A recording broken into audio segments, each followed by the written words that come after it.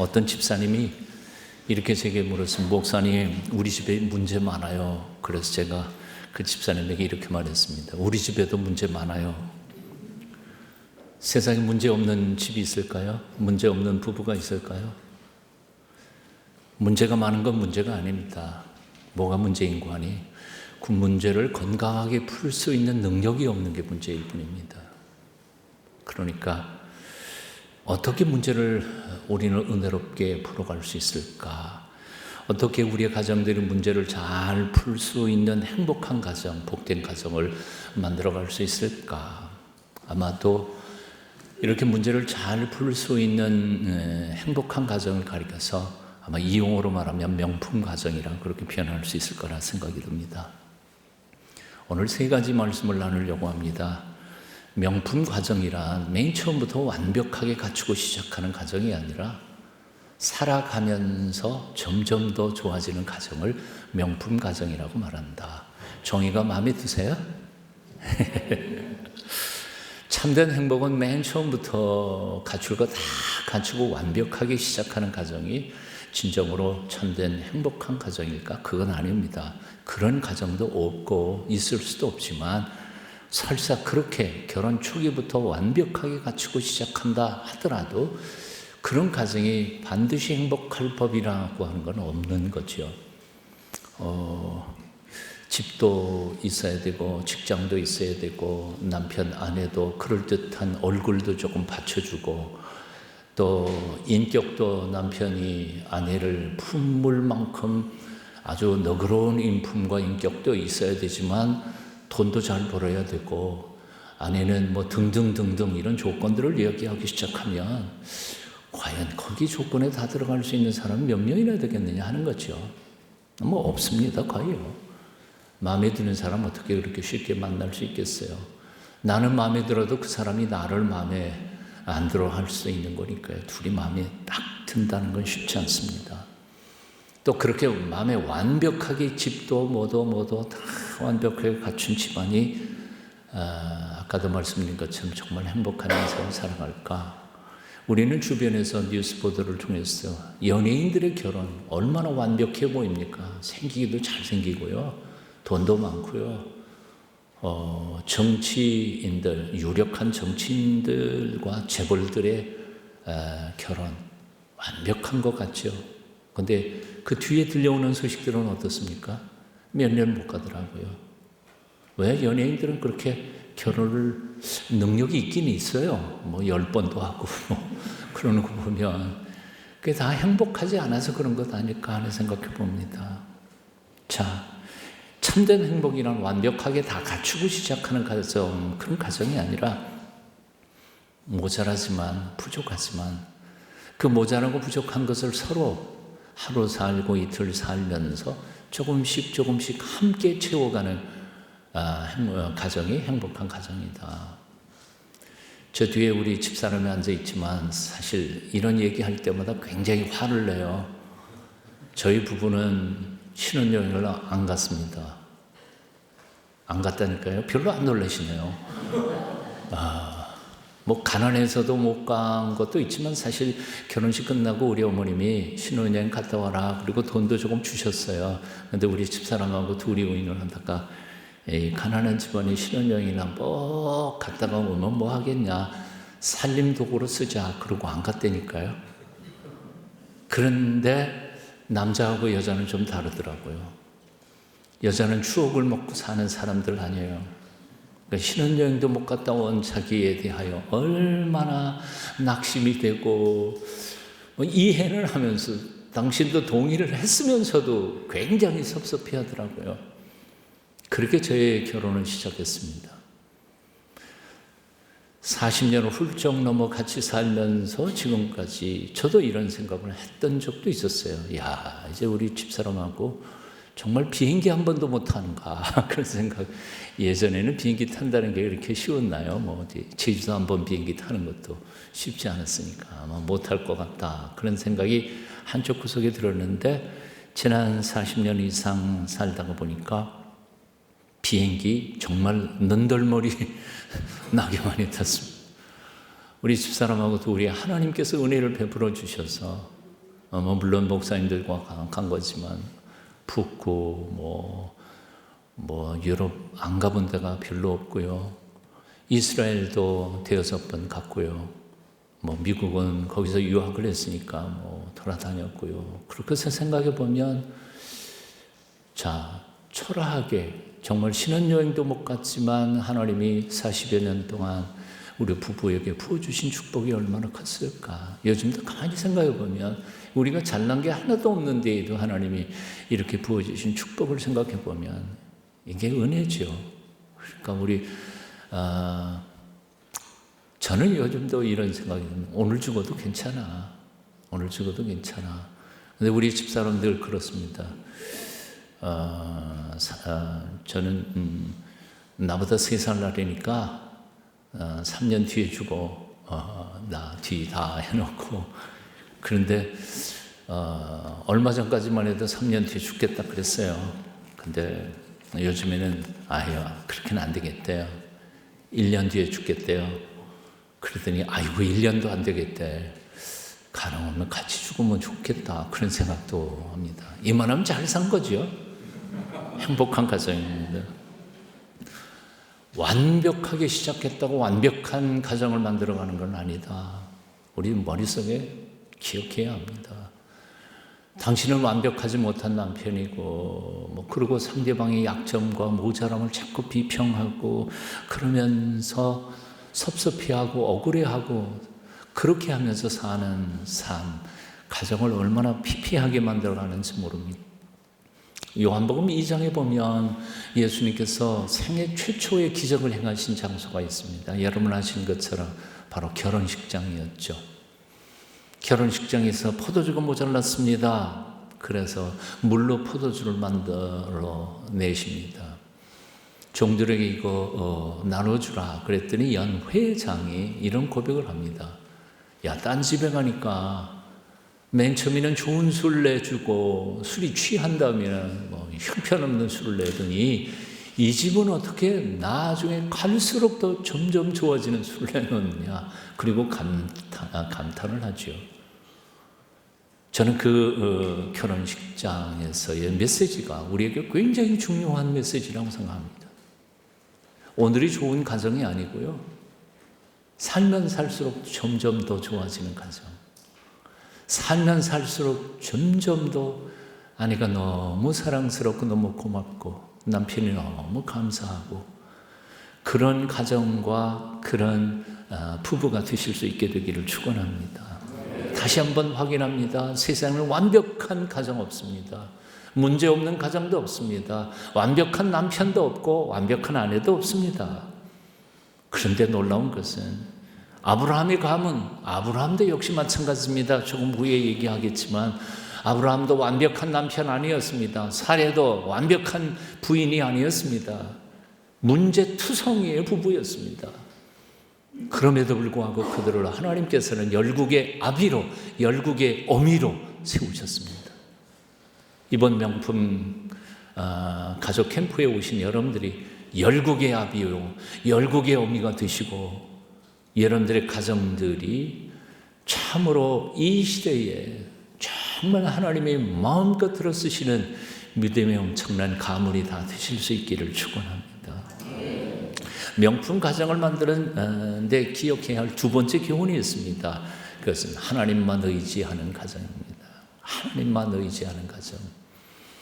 하나님의 언약의 말씀을 의지하고 아브라함이 갈대 우르를 떠난 지가 10년이 지났습니다. 아까 본문에서 읽으셨죠? 10년이 지났습니다. 아브라함은 75세의 부름을 받았으니 아브라함은 85세였고 사례는 아브라함보다 10살이 어렸으니까 사례는 75세였습니다. 하나님이 복 주실 때 분명히 뭐라고 약속했는가 하니 하늘의 별처럼 땅의 모래처럼 내 후손들을 많게 하겠다. 그런데 10년이 지나도 아무런 기미가 보이지 않아요. 희망이 보이지를 않아요. 아니 남편은 지금 85세, 부인이 75세인데 어떻게 애를 낳아? 그러게 희망이 보이지 않는 거죠. 그러자 사라는 이렇게 말합니다. 2절에 사리가 아브라함에게 이르되 여호와께서 내 출산을 허락하지 아니하였으니 여호와께서 내 출산을 허락하지 아니하였으니 지금 사라는 아주 단정지어서 말하고 있습니다. 하나님이 나의 출산을 허락하지 않으셨다. 지금 75살의 할머니가 옛날 가능성이 없으니까 그렇게 생각하는 것도 당연할 거라고 생각하지만 묻습니다. 하나님이 사라에게 나 이제 너한테 애 낳는 거 약속했던 거 취소, 그렇게 말씀하신 적이 있으셨나요? 대답을 안 하시네요. 그런 적이 없어요. 본문에 아무리 봐도 하나님께서 사라의 출산을 허락하지 않으셨다, 이제부터 너 못 낳는다, 그런 말씀을 하신 적이 단 한 번도 없어요. 하나님은 취소하지 않으셨어요.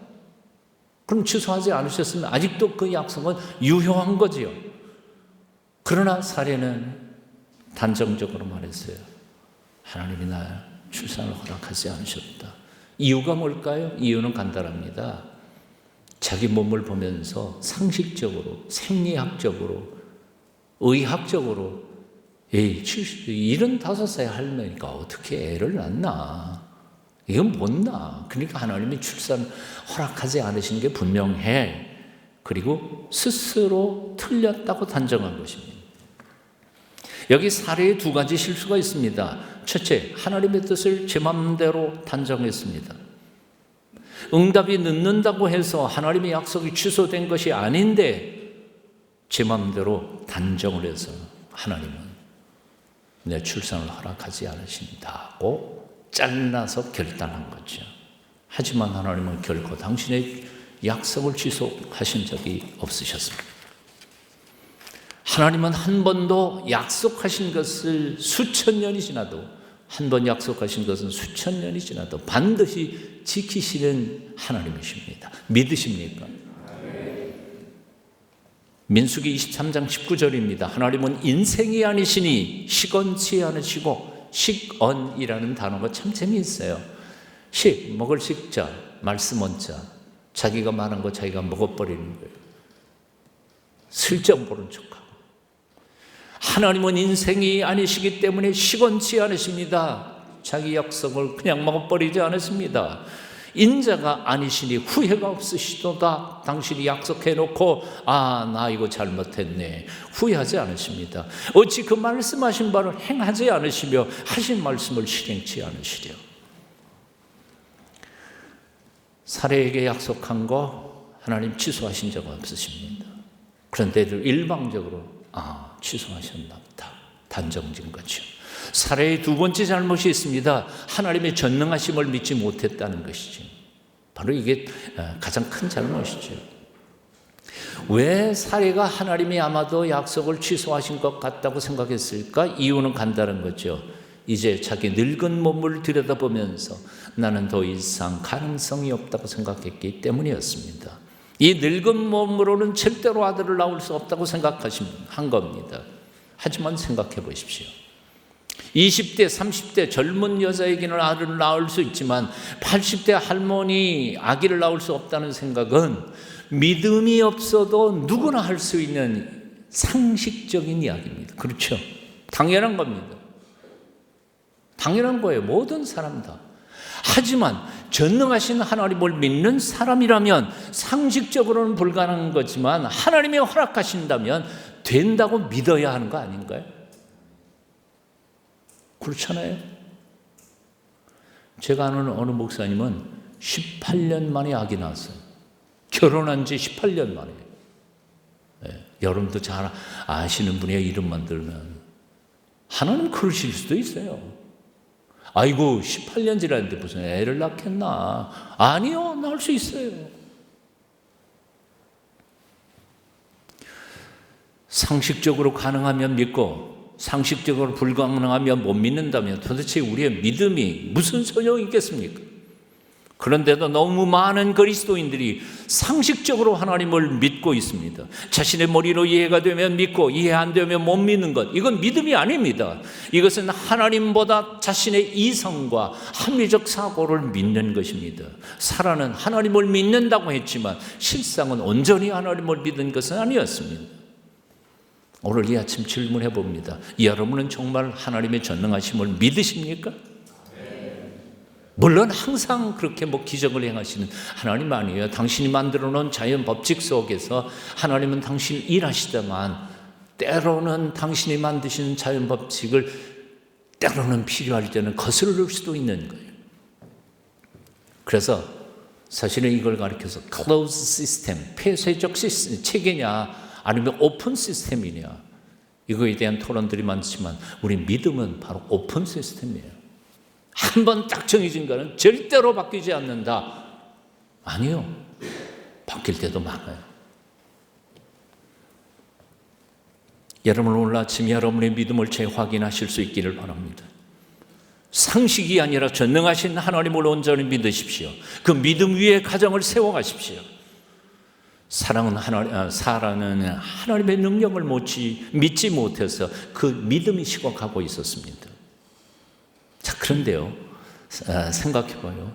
믿음이 식어가면 어떤 일이 벌어지는지 이 가정에서 우리는 충분히 볼 수 있어요. 사라의 믿음이 다 흐려져 가고 전능하신 하나님을 믿지 못하게 되자 그 다음에 마음속에 조급한 생각이 들었습니다. 아무래도 내가 나서야 될 것 같아. 하나님만 믿었다가는 안 될 것 같아. 그래서 나섰습니다. 나서서 잔꾀를 부립니다. 어떻게 해요? 자기 몸종 자기 몸종 하갈을 첩으로 들여, 그러면 그 하갈이 낳는 애는 내 아이다. 왜 내 아이예요? 하갈의 애지. 착각하는 거예요. 그러나 한번 이렇게 딱 인간이 어떤 생각을 확 몰두하면 거기에 빠져버리는 거죠. 하갈이 낳았더라도 걔는 내 몸종이니까 몸종의 아들이 내 거지, 내 아들이라 착각에 빠져버렸습니다. 사라가 하갈을 이용합니다.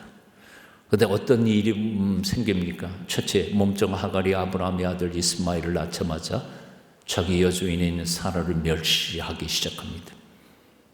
사라는 자기가 판 함정에 자기가 빠져버리고 만 거지. 믿음이 식어버리고 자기 잔꾀를 부리기 시작하는 사람들이 처하는 지경들이 다 이렇게 되는 거죠. 자, 두 번째 사건은 아브라함은 그 두 부인, 하나는 정부인이고 하나는 첩이지만 그 두 부인의 사랑 싸움 속에서 해결할 수 없는 미궁에 빠져버립니다. 씨앗 싸움에는 돌 붙여도 돌아앉는다 하지 않습니까?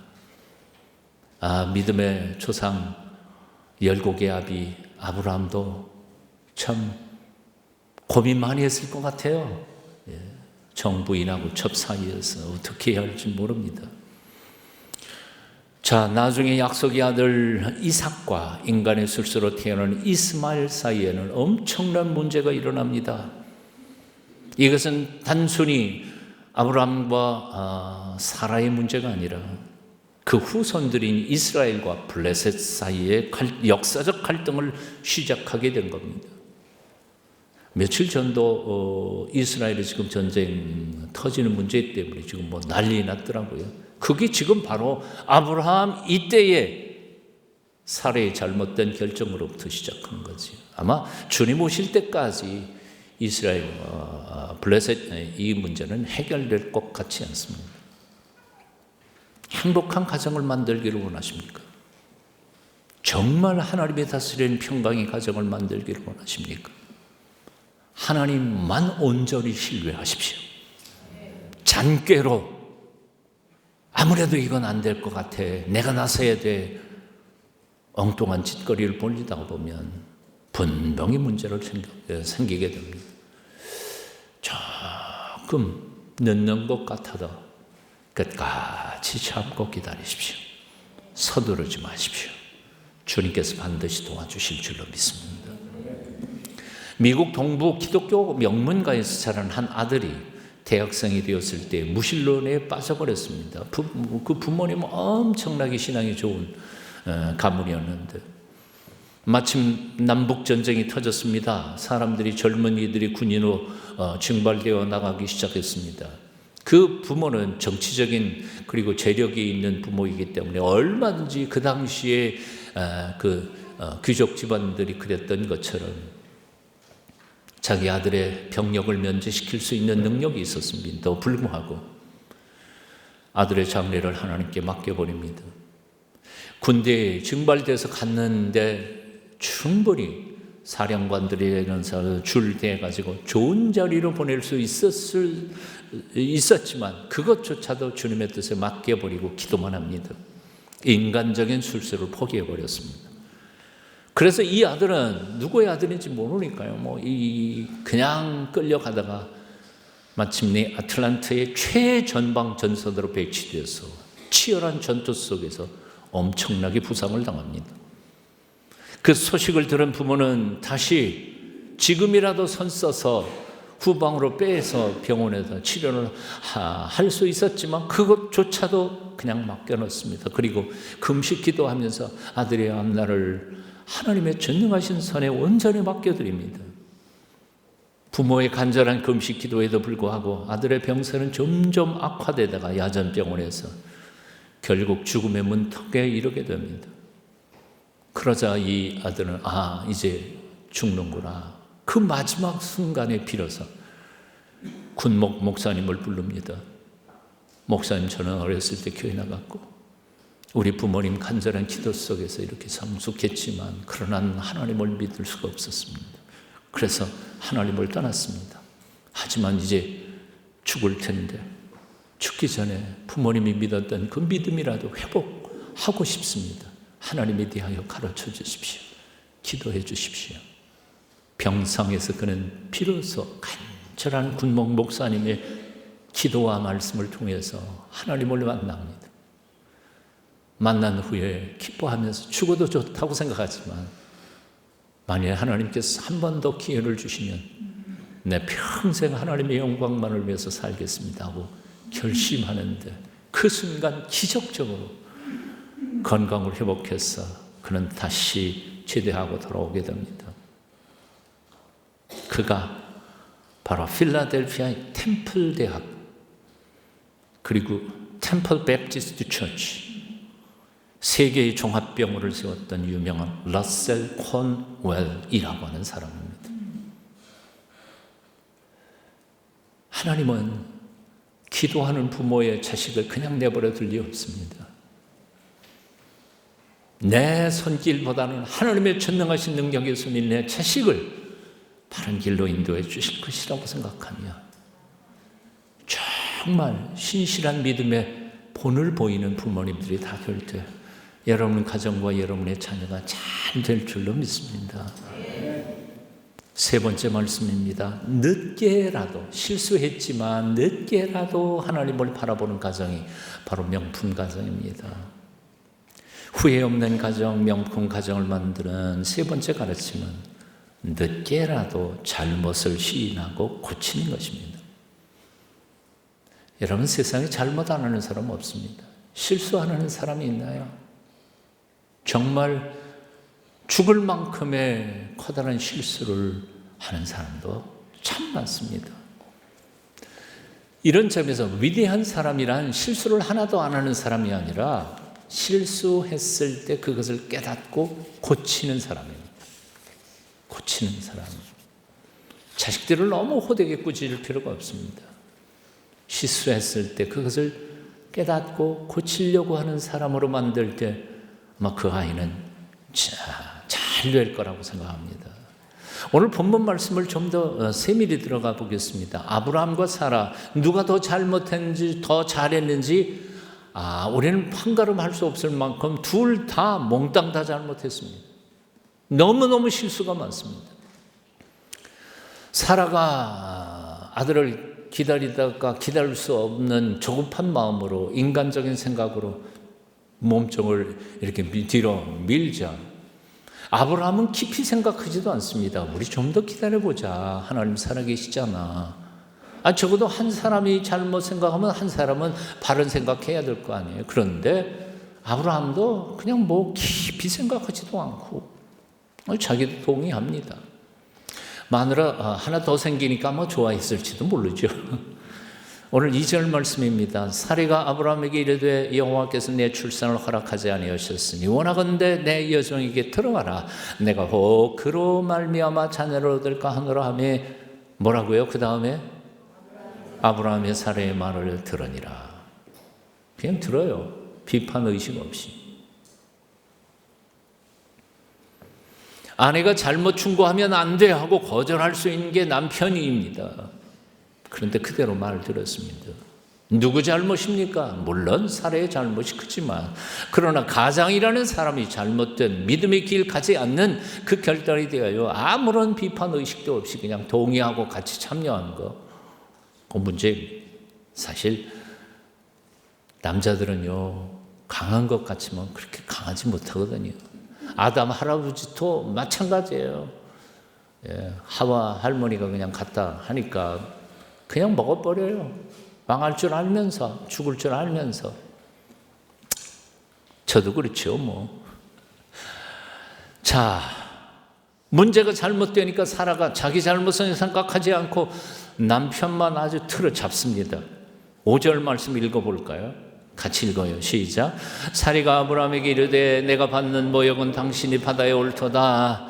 내가 나의 여종을 당신의 몸에 두었거늘 그가 자신의 임신함을 알고 나를 멸시하니 당신과 나 사이에 여호와께서 판단하시기를 원하노라. 참 기가 막히죠. 그냥 아내가 하라는 대로 했을 뿐인데 그냥 잡히는 거죠. 아브라함의 반응 좀 보세요. 잡힌 아브라함이 어떻게 했어요? 6절 말씀 같이 읽어봅니다. 시작. 아브라함이 사라에게 이르되 당신의 여종은 당신의 수종이 있으니 당신의 눈에 좋을 대로 그에게 행하라 하며 사라가 하갈을 학대하였더니 하갈이 사라 앞에서 도망하였더라. 그 마늘 앞에 잡히던 남편이 거기서 싸울 수도 없고 아유 당신 종이니까 당신 종이 알아서 해. 굉장히 무책임한 가장의 결정이죠. 그러니까 그냥 잡아서 하갈 내쫓아버린 거죠. 참 두 사람이 똑같습니다. 누가 더하고 덜할 것이 없습니다. 하나님께서 최초의 여자 하와를 지으실 때 아담을 돕는 배필로 지으셨다고 창세기를 말하고 있습니다. 그런데도 돕는 배필이 아니라 망하게 하는 배필이 되어버리고 말았습니다. 이게 비극인 거지요. 오늘 아침 예배 시간입니다. 우리 자신에게 한번 물어보십시다. 나는 남편에게 돕는 아내인가? 여자들만 그런 거예요? 아니, 남편도 마찬가지입니다. 나는 아내를 망하게 하는 원수는 아닌가? 요즘에 사랑해서 결혼했어요. 더 사랑하고 더 성숙하기 위해서 살지만 마치 남편을 망하게 하려고 작정한 아내들, 아내의 행복을 그냥 지지 밟아가지고 불행하게 만들려고 작정한 남편처럼 살아가는 사람들이 얼마나 많이 있는지 몰라요. 부부는 닮게 돼 있습니다. 그리고 살다 보면 부부는 닮아야 한다고 생각합니다. 저도요. 생각이 닮고 삶이 닮고 모습까지도 닮게 됩니다. 하지만 결코 닮아서는 안 될 것이 있습니다. 죄를 짓는 것 말입니다. 하나님을 대적하는 것 말입니다. 한 사람이 신앙에 게으르면 다른 한 사람이라도 깨우쳐 주어야 합니다. 한 사람이 죄를 지으면 다른 한 사람이라도 눈물 뿌리며 기도해야 합니다. 함께 망하는 어리석은 부부가 되지 않기를 축원합니다. 오늘 본문을 읽으면서 아브라함과 사레 두 사람의 사이에 희망이 있을까? 소망이 보일까? 하나도 안 보입니다. 아브라함도 열국의 아비도 아니고요. 사레도 열국의 어미도 아닙니다. 희망 하나도 없습니다. 그런데 희망이 어디 있는지 아십니까? 하나님에게 있습니다. 잘못은 그 아브라함과 사레가 저질렀습니다. 그런데 그것을 수습하시는 분이 하나님이세요. 놀랍잖아요. 아브라함, 사레 모두 다 명품 가족 만들기에는 형편없는 사람들이었습니다.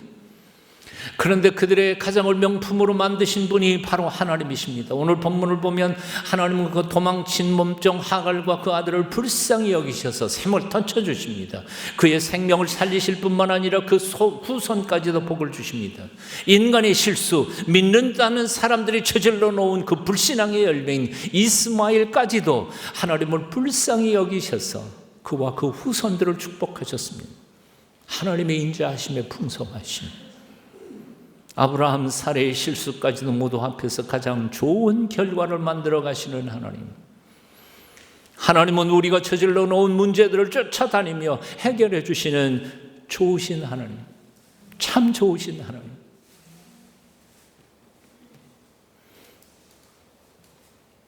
그러므로 늦어도 좋습니다. 실수한 후에도 괜찮습니다. 하나님 앞에 나아가 지난 허물과 죄를 고백하며 문제 해결을 위하여 기도하십시오. 반드시 하나님은 도와주실 줄로 믿습니다.